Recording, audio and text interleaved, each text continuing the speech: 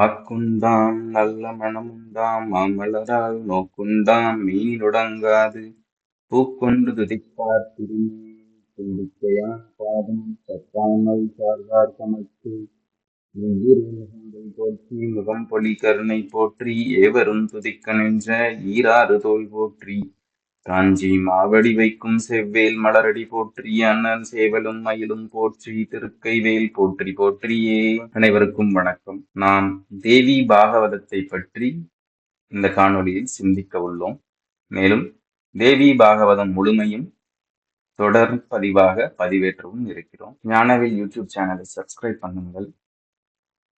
இந்த வீடியோ உங்களுக்கு பிடித்திருந்தால் லைக் பண்ணுங்கள், கமெண்ட் பண்ணுங்கள் மற்றும் உங்கள் நண்பர்களுடன் ஷேர் செய்யுங்கள். தேவி பாகவதத்தின் முதல் பகுதிகளாக தேவி பாகவதத்தை துவங்குவதற்கு முன்பாக தேவி பாகவதத்தின் பெருமைகளை பற்றி தேவி பாகவத நூலில் கொடுக்கப்பட்டுள்ள சில கதைகளை நாம் முன்னராக சிந்திக்க இருக்கிறோம்.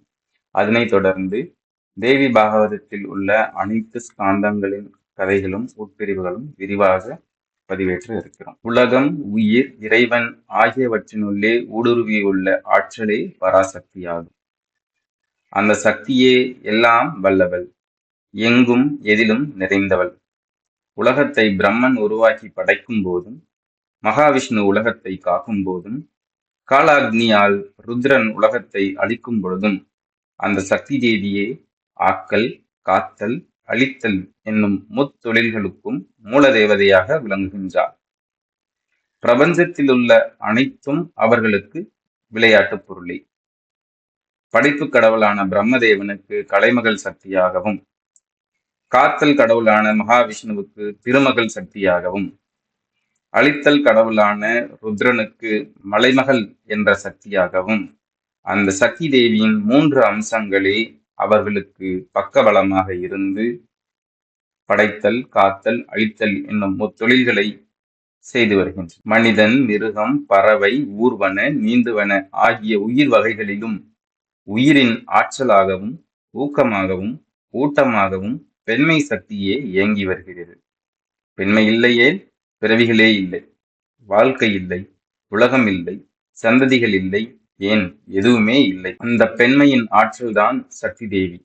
அவளே ஆண்மையின் ஆற்றலாகவும் இயங்கி இயக்கவும் வைக்கிறாள். இந்த ஆழ்ந்த சிந்தனையின் அடிப்படையில்தான் ஸ்ரீ தேவி பாகவதம் என்னும் மாபெரும் காவியத்தை மகாமுனிவர் வியாசர் இயற்றியிருக்கிறார். மகாபாரத இதிகாசத்தை இயற்றிய வியாசர் இந்த பாகவதத்தையும் உலகிற்கு வழங்கியுள்ளார். பாகவத கீதை என்று உலகம் போற்றும் மிகச்சிறந்த ஞான நூலின் தத்துவ கருத்துக்களை எல்லாம் கிருஷ்ண பரமாத்மா என்னும் அவதார புருஷனின் வாயிலாக வியாசரே காவிய கர்த்தாவாக அனைத்தையும் கூறியிருக்கிறார். பகவத்கீதை ஆத்ம ஞானத்தை போதிக்கிறது. அறம், பொருள், இன்பம், வீடு என்ற 4 வகை பேறுகளில் வீடு என்பதுதான் ஜீவன் முக்தி அல்லது மோட்சம்.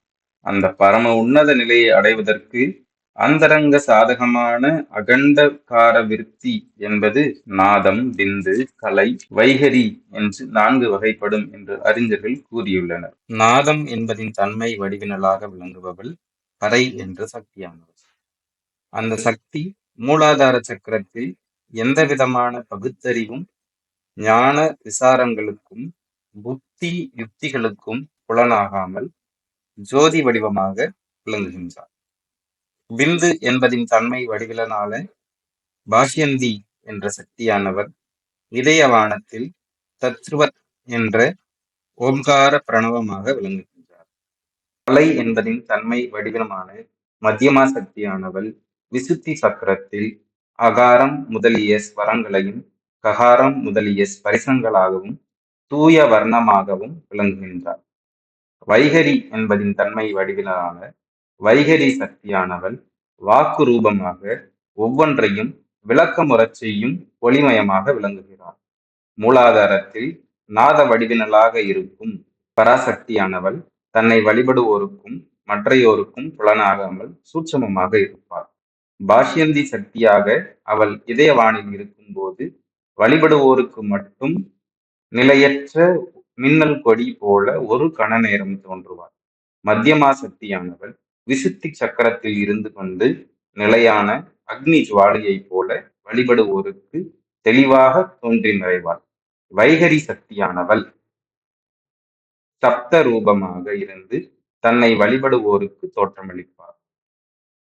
மகாசக்தியான அந்த தேவியிடம் அவேத்யம், சவஸ்தேயம், ஸ்வரதேயம் என்ற 3 அவஸ்தை நிலைகள் உண்டு. சுவர்வேதம் நிலை என்பது நிலையான நிலை, நிலையற்ற நிலை என்ற 2 வகைப்படும்.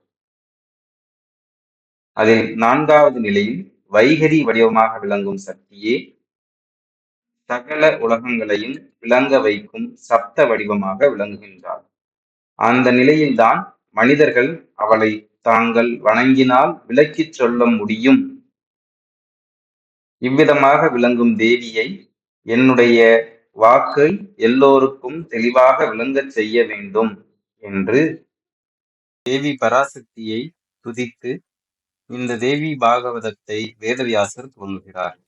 இந்த தேவி பாகவதம் என்ற கதைமுதான மாபெரும் புராணத்தை கூற வேண்டும் என்று நைமிசாரண்யவனத்தில் சனகாதி முனிவர்கள் விரும்பி கேட்டதால் வேதவியாசர் மகரிஷியின் முக்கிய சீடரான சூத முனிவர் என்ற புரணிகர் இந்த கதையை கூறலானார்.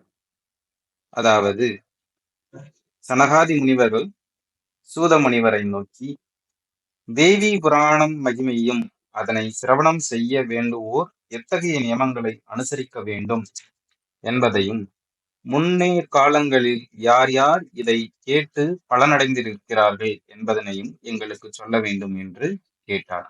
இவ்வாறாக சனகாதி முனிவர்கள் கேட்க, சூத முனிவர் தேவி பாகவதத்தின் மகிமையும் முன்பு யார் யார் இதனை சிரவணம் செய்து பலனடைந்தார்கள் என்பதனையும் கூறலானார்.